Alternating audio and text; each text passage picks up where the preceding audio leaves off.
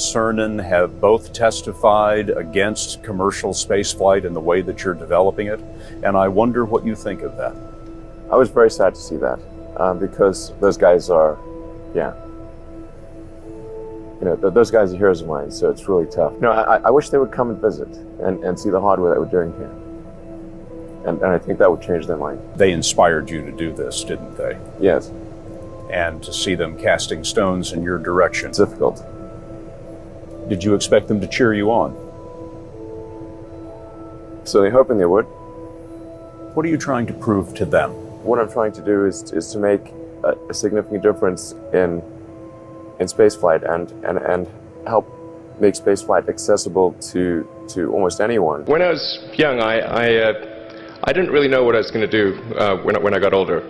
People kept asking me, but then eventually I thought that the idea of inventing things would be really cool. I read a quote from Arthur C. Clarke, which said that a sufficiently advanced technology is indistinguishable from magic, and that's really true.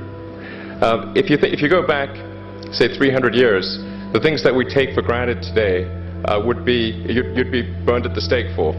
Being able to fly, being able to see over long distances. So I thought, well, if I can do some of those things, basically if I can advance technology, then that's like magic, and that would be really cool. I think the biggest terrestrial problem we've got is sustainable energy, but the production and consumption of energy in a sustainable manner. One of the most difficult choices I've ever faced in life was in 2008. I had two choices. I could put it all into one company, and then the other company would definitely die, or split it between the two companies. But if I split it between two companies, then both might die. When you put your blood, sweat, and tears into creating something, or building something, it's like a child. Am I going to let one starve to death? I couldn't bring myself to do it, so I split the money between the two. Fortunately, thank goodness, they both came through. We're just barely able to scrape together enough parts and money to do the fourth launch. If that fourth launch had failed, we would have been dead.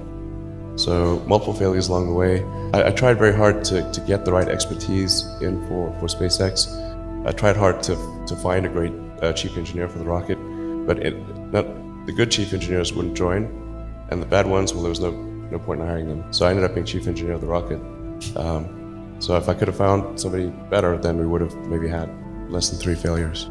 After PayPal went public and they got bought by eBay in 2002, that actually freed up me and a bunch of other people to go and create companies.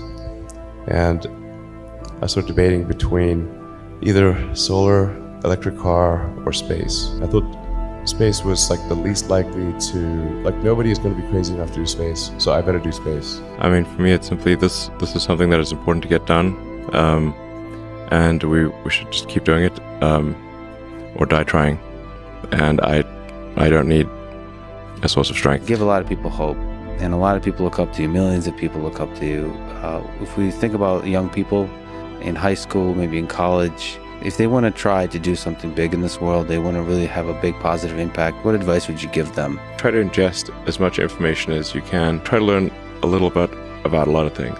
Be useful. Do things that are useful to your fellow human beings, to the world. It's very hard to be useful. Very hard. Men search for meaning.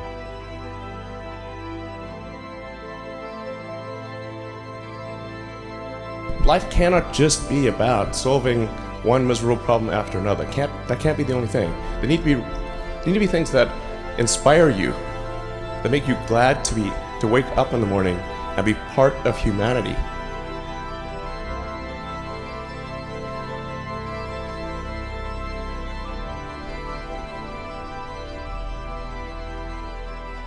I came to the conclusion that if we can advance the knowledge of the world, if we can do things that expand the scope and scale of consciousness, then we're better able to ask the right questions and become more enlightened, and that's really the only way forward. There's a whole generation coming through who seem really sad about the future.